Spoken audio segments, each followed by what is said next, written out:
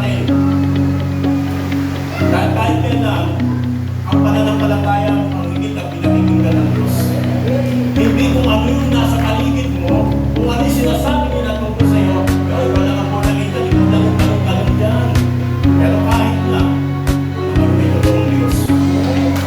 Kaya yung totoong Diyos ang sinasabi ko po, ang tunay na magpapalaya sa ating pamilya, manalig ka, sumampalataya ka, ikaw at tayo sa bayan ay maliligtas.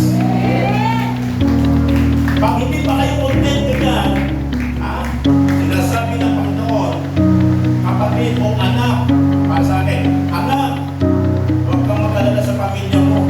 Hindi ka pa naglilingkod sa amin, binalangkas ko na. Lahat yan mapupunan sa tao.